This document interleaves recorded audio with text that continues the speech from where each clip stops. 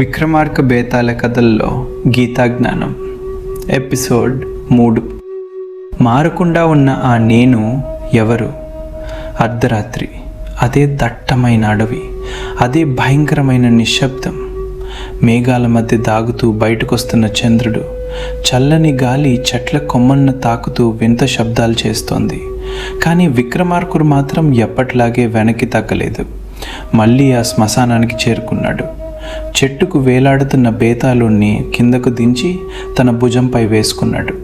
ఏ మాట మాట్లాడకుండా ముందుకు నడవసాగాడు. కొంత దూరం వెళ్ళిన తర్వాత బేతాళుడు మెల్లగా నవ్వాడు.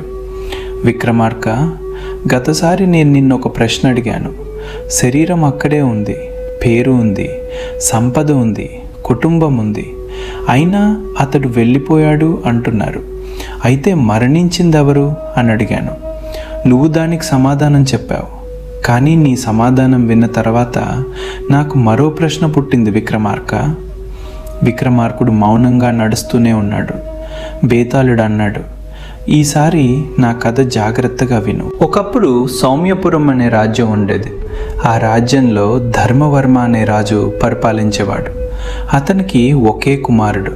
అతని పేరు ఆదిత్యవర్మ. ఆదిత్యవర్మ చిన్నప్పటి నుంచి చాలా తెలివైనవాడు. అతడు 5 సంవత్సరాల వయసులో ఉన్నప్పుడు రాజు ఒక ప్రసిద్ధ చిత్రకారుని పిలిపించాడు. నా కుమారుడి బాల్య రూపాన్ని చిత్రంగా వేయాలి. సంవత్సరాలు గడిచిపోయినా ఈ రూపం మాకు గుర్తుగా ఉండాలి అన్నాడు. చిత్రకారుడు అద్భుతమైన చిత్రం వేశాడు. చిన్న ఆదిత్యవర్మ, చిన్న ముఖం, అమాయకమైన కళ్ళు, చేతిలో ఒక బొమ్మ. ఆ చిత్రం రాజభవనంలో భద్రంగా ఉంచబడింది. సంవత్సరాలు గడిచాయి. ఆదిత్యవర్మ 16 ఏళ్ల యువకుడయ్యాడు. శరీరం మారింది, ముఖం మారింది, మాట తీరు మారింది. అతని ఇష్టాలు కూడా మారిపోయాయి. చిన్నప్పుడు బొమ్మలతో ఆడుకున్న బాలుడు ఇప్పుడు గుర్రపు స్వారీ నేర్చుకుంటున్నాడు, విలువిద్య అభ్యసిస్తున్నాడు, రాజనీతి చదువుతున్నాడు. మళ్ళీ రాజు అదే చిత్రకారుణ్ణి పిలిచి, ఇప్పుడు నా కుమారుడి యవ్వన రూపాన్ని చిత్రించు అన్నాడు. 2వ చిత్రం సిద్ధమైంది. మరిన్ని సంవత్సరాలు గడిచాయి. ఆదిత్యవర్మ ఇప్పుడు యువరాజు, యుద్ధ విద్యలో నిపుణుడు, రాజ్య వ్యవహారాల్లో తండ్రికి సహాయం చేస్తున్నాడు. అతని శరీరం మరింత బలంగా మారింది. ముఖంలో గంభీరత వచ్చింది. చిన్ననాటి అమాయకత్వం స్థానంలో బాధ్యత కనిపిస్తోంది. 3వ చిత్రం వేయబడింది. కాలం ఎవరి కోసం ఆగుతుంది? మరిన్ని సంవత్సరాలు గడిచాయి. ధర్మవర్మ మరణించాడు. ఆదిత్యవర్మ రాజయ్యాడు. వివాహం జరిగింది. పిల్లలు పుట్టారు. ఎన్నో యుద్ధాలు చేశాడు. విజయాలు చూశాడు, పరాజయాలు కూడా చూశాడు. సంతోషాలు చూశాడు, దుఃఖాలు అనుభవించాడు. మిత్రులు వచ్చారు, కొంతమంది వెళ్ళిపోయారు. తాను నమ్మిన వారు కొందరు మోసం చేశారు. ఒకప్పుడు ముఖ్యమైనవి అనిపించిన ఎన్నో విషయాలు ఇప్పుడు అతనికి చిన్నవిగా కనిపించసాగాయి. అతని ఆలోచనలు మారాయి, అభిప్రాయాలు మారాయి, ఇష్టాలు మారాయి, ఆకాంక్షలు మారాయి. చివరకు 70 సంవత్సరాల వయసులో ఆదిత్యవర్మ వృద్ధుడయ్యాడు. జుట్టు తెట్టు తెల్లబడింది. శరీరం బలహీనపడింది. ముఖంపై ముడతలు వచ్చాయి. నడవడానికి చేతికర్ర అవసరమైంది. ఒకరోజు రాజభవనంలోని పాత గదులను శుభ్రం చేస్తుండగా ఆ 4 చిత్రాలు బయటపడ్డాయి. మొదటి చిత్రం 5 ఏళ్ల బాలుడు. 2వ చిత్రం 16 ఏళ్ల యువకుడు. 3వ చిత్రం గంభీరమైన రాజు. 4వది ప్రస్తుతం ఉన్న వృద్ధ ఆదిత్యవర్మ. రాజు తన మనవడిని పిలిచాడు. ఆ చిత్రాలన్నింటినీ చూపించాడు. చిన్న మనవడు మొదటి చిత్రాన్ని చూసి అడిగాడు, తాతయ్య, ఈ చిన్న పిల్లవాడెవరు? ఆదిత్యవర్మ నవ్వుతూ అన్నాడు, అది నేనే. మనవడు ఆశ్చర్యపోయాడు. 2వ చిత్రాన్ని చూపించి, మరి ఇతను? అది నేనే. 3వ చిత్రాన్ని చూపించాడు. ఇతను? అతడు నేనే. మనవడు మరింత ఆశ్చర్యపోయాడు. తాతను చూశాడు, చిత్రాన్ని చూశాడు, చిత్రాన్ని చూశాడు, మళ్ళీ తాతను చూశాడు. తాతయ్య, ఇది ఎలా సాధ్యం? ఆ చిన్న పిల్లవాడి ముఖం వేరు, యువకుడు ముఖం వేరు, రాజు రూపం వేరు, ఇప్పుడు మీ రూపం పూర్తిగా వేరు. అయితే వీరందరూ నేనే అని ఎలా అంటున్నారు? ఆ ప్రశ్న విన్న ఆదిత్యవర్మ కొద్దిసేపు మౌనంగా ఉండిపోయాడు. అదే సమయంలో రాజభవనానికి వచ్చిన ఒక జ్ఞాని ఈ సంభాషణ విన్నాడు.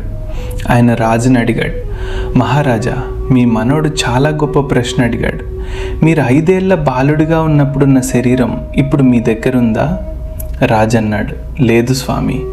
అప్పుడు మీకున్న ఆలోచనలు ఇప్పుడు అలాగే ఉన్నాయా? లేదు. అప్పుడు మీకున్న ఇష్టాలు అప్పుడు మారిపోయాయి.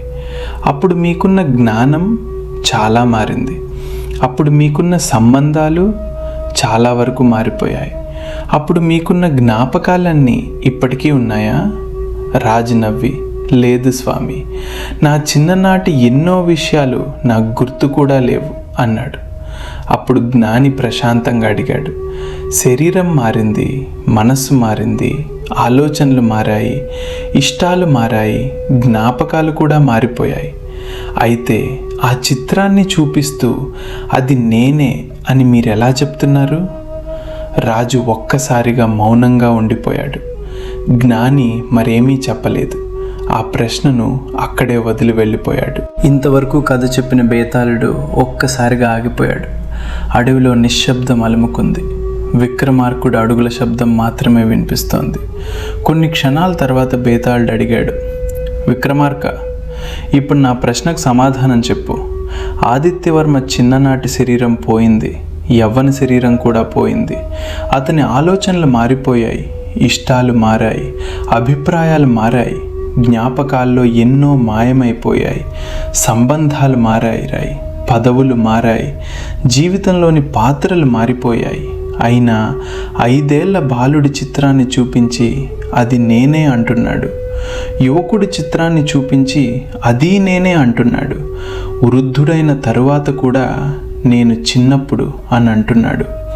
విక్రమార్క, అన్నీ మారిపోతున్నప్పుడు మారకుండా కొనసాగుతున్న ఆ నేను ఏమిటి? శరీరం మారిపోయింది, మనస్సు కూడా మారింది, జ్ఞాపకాలు కూడా పూర్తిగా లేవు. అయితే నేను అప్పుడు ఉన్నాను, నేను ఇప్పుడు ఉన్నాను అని చెప్పేది ఎవరు? విక్రమార్కుడు ఒక్క క్షణం ఆగాడు. ఆకాశం వైపు చూశాడు. తర్వాత ప్రశాంతంగా అన్నాడు, బేతాళ, ఈసారి నువ్వు అడిగిన ప్రశ్న మరణం కంటే కూడా లోతైంది. ఎందుకంటే మనిషి సాధారణంగా నేను ఎవరు అని అడగడు. తనకు కనిపిస్తున్న శరీరమే నేను అని అనుకుంటాడు. తన మనసులో వస్తున్న ఆలోచనలే నేను అని అనుకుంటాడు. తన పేరు, తన వృత్తి, తన కుటుంబం, తన జ్ఞాపకాలు ఇవన్నీ కలిపి నేను అని భావిస్తాడు. కానీ కొంచెం విచారిస్తే ఒక ఆశ్చర్యకరమైన విషయం కనిపిస్తుంది. బాల్యంలో ఉన్న శరీరం ఇప్పుడు లేదు, అది మారిపోయింది. యవ్వన శరీరం కూడా అలాగే ఉండలేదు. ప్రతి క్షణం శరీరం మారుతూనే ఉంది. అయినా నా శరీరం మారింది అని మనం తెలుసుకుంటున్నాం. గమనించు బేతాళ, శరీరం మారింది అని చెప్పాలంటే ఆ మార్పును తెలుసుకునే ఏదో ఉండాలి కదా. మార్పు తెలిసిందంటే మార్పును గమనించిన వాడు ఉన్నాడన్నమాట. ఒక నది ఒడ్డున నిలబడి నీటిని చూస్తున్నావు అనుకో బేతాళ, నీరు ప్రతి క్షణం ప్రవహిస్తూ మారిపోతుంది. కానీ నువ్వు ఒడ్డున నిలబడి నీరు ప్రవహిస్తోంది అని చూస్తున్నావు. అలాగే శరీరం మారుతుంది. బాల్యం వస్తుంది, పోతుంది. యవ్వనం వస్తుంది, పోతుంది. వృద్ధాప్యం వస్తుంది. కానీ ఈ మార్పులన్నింటినీ తెలుసుకునే సాక్షిత్వం కొనసాగుతూనే ఉంటుంది. మనసు విషయానికి వద్దాం. చిన్నప్పుడు నచ్చినవి ఇప్పుడు నచ్చకపోవచ్చు. నిన్న మనకు ఆనందం కలిగించిన విషయం ఈరోజు బాధ కలిగించవచ్చు. ఒక గంట ముందు కోపంగా ఉన్న మనసు కొంతసేపటి తర్వాత ప్రశాంతంగా మారవచ్చు. అంటే మనసు కూడా మారుతుంది. అయితే మనం ఏమంటాం? నాకు కోపం వచ్చింది, ఇప్పుడు నా మనసు ప్రశాంతంగా ఉంది అంటాం. కోపం వచ్చిందని ఎవరు తెలుసుకున్నారు? కోపం పోయిందని ఎవరు తెలుసుకున్నారు? మనసులో వచ్చిన 2 స్థితులను తెలుసుకున్నదేదో ఉంది, నదేదో ఉంది. అదే విచారణకు పట్టుకోవాల్సిన దారం బేతాళ. ఇప్పుడు జ్ఞాపకాల సంగతి చూద్దాం. మనిషికి తన జీవితంలో జరిగిన ప్రతి విషయం గుర్తుండదు. 3 సంవత్సరాల వయసులో జరిగిన ఎన్నో విషయాలు మనకు తెలియవు. నిన్న చేసిన కొన్ని పనులే మనం మర్చిపోతాం. జ్ఞాపకం వచ్చేది, పోయేది. అంటే జ్ఞాపకం కూడా నిరంతరమైనది కాదు. అందుకే కేవలం జ్ఞాపకాల సమాహారమే నేను అని చెప్పలేం. ఎందుకంటే నాకు అది గుర్తులేదు అని కూడా మనమే చెప్తున్నాం. గుర్తున్న దాన్ని తెలుసుకుంటున్నాను, గుర్తు లేని దాన్ని కూడా నాకు గుర్తు లేదు అని తెలుసుకుంటున్నాను. అంటే తెలిసిన విషయాలు మారుతున్నాయి, కానీ తెలుసుకోవడం అనే ప్రకాశం మాత్రం ఉంది. ఇక్కడే శ్రీకృష్ణుడు చెప్పిన అద్భుతమైన మాట గుర్తుకొస్తుంది బేతాళ. విక్రమార్కుడు మెల్లగా శ్లోకాన్ని పలికాడు. దేహినోస్మిన్ యదా దేహే కౌమారం యవ్వనం జరా తదా దేహాంతర ప్రాప్తి ధీరస్తత్ర నముహ్యతి. ఈ దేహంలోనే కౌమారం వస్తుంది, యవ్వనం వస్తుంది, వృద్ధాప్యం వస్తుంది, శరీర స్థితులు మారుతున్నాయి, అయినా దేహి కొనసాగుతున్నాడు. అందుకే ధీరుడు ఈ మార్పును చూసి మోహపరడు. విక్రమార్కుడు ఇంకా వివరించాడు. బేతాళ, 5 ఏళ్ల బాలుడు, 16 ఏళ్ల యువకుడు, 40 సంవత్సరాల రాజు, 70 సంవత్సరాల వృద్ధుడు. బయట నుంచి చూస్తే 4 వేర్వేరు రూపాలు. కానీ ఆదిత్యవర్మ అంటున్నాడు, అవన్నీ నేనే. ఎందుకు? అతనిలో ఒక నిరంతరత్వం ఉంది. కానీ జాగ్రత్తగా విను, ఆ నిరంతరత్వాన్ని కూడా కేవలం అహంకారంతో కలపకూడదు. నేను రాజును, నేను తండ్రిని, నేను ధనవంతుడిని, నేను వృద్ధుణ్ణి, ఇలాంటి నేను భావాలు పాత్రలకు సంబంధించినవి. 5 ఏళ్లప్పుడు నేను రాజును అనే భావం లేదు. పెళ్ళికి ముందు నేను భర్తను అనే భావం లేదు. పిల్లలు పుట్టక ముందు నేను తండ్రిని అనే భావం లేదు. రాజ్యాభిషేకానికి ముందు నేను మహారాజును అనే భావం లేదు. అంటే నేను ఇది, నేను అది అని మనం జత చేసుకునే గుర్తింపులు వస్తుంటాయి, పోతుంటాయి. కానీ వాటికి ముందు ఉన్న సాధారణమైన నేను ఉన్నాను అనే స్పృహను గమనించాలి. చిన్నపిల్లవాడిగా ఉన్నప్పుడు కూడా నువ్వున్నావు, యువకుడిగా ఉన్నప్పుడు కూడా నువ్వున్నావు, ఇప్పుడు కూడా నువ్వున్నావు. శరీరానికి సంబంధించిన వివరాలు మారాయి, మనసులోని విషయాలు మారాయి, కానీ ప్రతి అనుభవానికి ఆధారంగా ఉన్న చైతన్యం లేకపోతే ఆ మార్పుల గురించి నీకు తెలిసేదెలా? దీపం ముందు ఎన్నో వస్తువులు పెట్టచ్చు బేతాళ. ఒకసారి పువ్వు, మరోసారి ఖడ్గం, మరోసారి పుస్తకం, మరోసారి ఖాళీ పాత్ర. దీపం వాటన్నిటినీ ప్రకాశింపచేస్తుంది. దీపం పువ్వుగా మారదు, ఖడ్గంగా మారదు, పుస్తకంగా మారదు, కానీ వాటిని కనిపించేలా చేస్తుంది. అలాగే చైతన్యం మన శరీరాన్ని తెలుసుకునేలా చేస్తుంది, మనసులోని ఆలోచనలను తెలుసుకునేలా చేస్తుంది, సుఖాన్ని తెలుసుకునేలా చేస్తుంది, దుఃఖాన్ని తెలుసుకునేలా చేస్తుంది, కోపాన్ని తెలుసుకునేలా చేస్తుంది, శాంతిని కూడా తెలుసుకునేలా చేస్తుంది. అనుభవాలు మారుతున్నాయి, కానీ వాటన్నిటికీ సాక్షిగా ఉన్న చైతన్యాన్ని విచారించాలి. బేతాళుడు నిశ్శబ్దంగా వింటున్నాడు.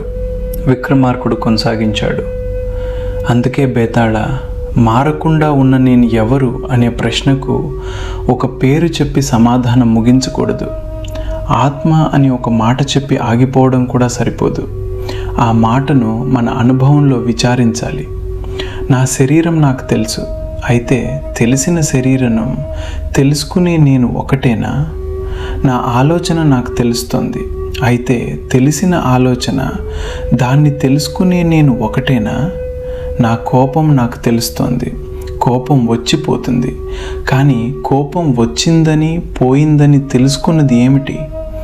నా ఆనందం మారుతుంది, నా దుఃఖం మారుతుంది, నా శరీరం మారుతుంది, నా వయస్సు మారుతుంది, నా పేరు కూడా మార్చుకోవచ్చు, నా దేశం మారవచ్చు, నా పదవి పోవచ్చు, నా సంపద పోవచ్చు, నా సంబంధాల రూపం మారవచ్చు. కానీ ఇవన్నీ మారుతున్నాయని తెలుసుకుంటున్న ఆ చైతన్య స్వరూపం గురించి విచారించు. అక్కడే ఆత్మవిచారణ ప్రారంభమవుతుంది. అందువల్ల నీ ప్రశ్నకు నా సమాధానం ఇదే బేతాళ. ఆదిత్యవర్మలో మారకుండా ఉన్నది అతని బాల్య శరీరం కాదు, అతని యవ్వన శరీరం కాదు, అతని వృద్ధ శరీరం కాదు, అతని పేరు కాదు, అతని రాజ పదవి కాదు, అతని జ్ఞాపకాలు మాత్రమే కాదు, అతని ఆలోచనలు కూడా కాదు, ఇవన్నీ తెలిసే చైతన్య సన్నిధి. అందుకే అతడు చిన్ననాటి చిత్రాన్ని చూసి అది నేనే అంటాడు. శరీర రూపం మారిపోయిన జీవితంలో నేను ఉన్నాను అనే నిరంతర అనుభూతి తెగిపోలేదు. ఇదే విషయాన్ని లోతుగా తెలుసుకున్న వాడికి జీవితం గురించి దృష్టి మారుతుంది. అప్పుడు వృద్ధాప్యం వచ్చినప్పుడు నేను పూర్తిగా నశిస్తున్నాను అనే భయం కొద్ది కొద్దిగా తగ్గుతుంది. శరీరం మారుతున్నది అని తెలుసుకుంటాడు, మనస్సు మారుతున్నది అని తెలుసుకుంటాడు, తన పాత్రలు మారుతున్నాయని తెలుసుకుంటాడు. కానీ తాను వాటిని తెలుసుకుంటున్న సాక్షి చైతన్య స్వరూపమని విచారించడం ప్రారంభిస్తాడు. ఇదే గీత మనకు చూపించే మార్గం. కొన్ని క్షణాలు బేతాళుడు ఏమీ మాట్లాడలేదు. తర్వాత ఒక్కసారిగా పెద్దగా నవ్వాడు. విక్రమార్క, మళ్ళీ సమాధానం చెప్పేశావు. నీకు తెలిసి కూడా మౌనంగా ఉండలేవని నాకు తెలుసు అని చెప్పి విక్రమార్కుడు భుజం మీద నుంచి ఒక్కసారిగా పైకి ఎగిరిపోయాడు. చీకట్లో వేగంగా దూసుకెళ్ళి మళ్ళీ ఆ శ్మశానంలోని చెట్టుకు చేరుకుని తలకిందులుగా వేలాడసాగాడు. విక్రమార్కుడు కొద్దిసేపు ఆ చెట్టు వైపు చూశాడు. ఏ నిరాశ లేదు, ఏ కోపము లేదు. మళ్ళీ అదే చెట్టు వైపు అడుగులు వేయసాగాడు. కానీ ఈసారి అడవిలో బేతాళుడు వేసిన ప్రశ్న ప్రతిధ్వనిస్తున్నట్టుగా అనిపించింది. అన్నీ మారుతున్నప్పుడు మారకుండా ఉన్న ఆ నేను ఎవరు? మిత్రులారా, ఒక్కసారి మన జీవితాన్నే చూసుకుందాం. మన చిన్ననాటి ఫోటో తీసి చూడండి. ఆ ఫోటోలో ఉన్న శరీరం ఇప్పుడు లేదు. ఆ రోజుల్లో మనకు నచ్చినవి ఇప్పుడు నచ్చకపోవచ్చు. ఆ రోజుల్లో ఉన్న ఆలోచనలు ఇప్పుడు లేవు. మన జీవితంలో ఎన్నో సంబంధాలు వచ్చాయి, ఎన్నో పరిస్థితులు మారాయి. మన శరీరంలోని ప్రతి భాగం కాలంతో మారుతోంది. అయినా ఆ ఫోటోని ఎవరికైనా చూపిస్తూ మనం ఏమంటాం? ఇది నేను చిన్నప్పుడు అంటాం. అక్కడే విచారణ మొదలవుతుంది. ఈ శరీరం మారిపోయింది, అయినా నేను అంటున్నది ఎవరు? నా మనస్సు మారుతుంది. అది మారుతున్నదని తెలుసుకుంటున్నది ఎవరు? నా ఆలోచనలు వస్తున్నాయి, పోతున్నాయి, వాటిని తెలుసుకుంటున్నది ఎవరు? ఈ ప్రశ్నకు వెంటనే మాటలతో సమాధానం చెప్పడం కన్నా కొద్దిసేపు ప్రశాంతంగా మనలో మనమే చూడడం గొప్ప సాధన. నేను ఎవరు అనే ప్రశ్న ఒక తాత్విక ప్రశ్న మాత్రమే కాదు, మన జీవితాన్ని పూర్తిగా మార్చగల విచారణ. కానీ మిత్రులారా, ఇక్కడితో బేతాళుడు ఆగబోవటం లేదు. విక్రమార్కుడు శరీరంలోని మార్పులన్నింటినీ తెలుసుకునే చైతన్యం ఉంది అని చెప్పాడు కదా. అయితే తర్వాతి కథలో బేతాళుడు మరింత ప్రమాదకరమైన ప్రశ్న అడగబోతున్నాడు. విక్రమార్క, పగలు నువ్వు ప్రపంచాన్ని చూస్తున్నావు, కలలో మరో ప్రపంచాన్ని చూస్తున్నావు. కానీ గాఢ నిద్రలో నీకు శరీరం తెలీదు, ప్రపంచం తెలీదు, నీ పేరు కూడా తెలీదు, నీ రాజ్యం కూడా తెలీదు, నీ ఆలోచనలు కూడా లేవు. అయితే ఉదయం లేచిన తర్వాత నేను బాగా నిద్రపోయాను, నాకు ఏమీ తెలియలేదు అని నువ్వు ఎలా చెప్తున్నావు? నిద్రలో నీకు ఏమీ తెలియకపోతే ఏమీ తెలియలేదు అని తెలిసింది ఎవరికి? గాఢ నిద్రలో నువ్వు ఉన్నావా లేవా? ఆ ప్రశ్నకు విక్రమార్కుడు ఏం సమాధానం చెప్పబోతున్నాడు? జాగ్రత్త, స్వప్న, సుషుప్తి, ఈ 3 స్థితుల వెనుక ఉన్నది ఎవరు? ఆ రహస్యాన్ని తర్వాతి విక్రమార్క బేతాళ కథలో తెలుసుకుందాం. హరే కృష్ణ, మీ రాంప్రసాద్ ప్రభుజీ.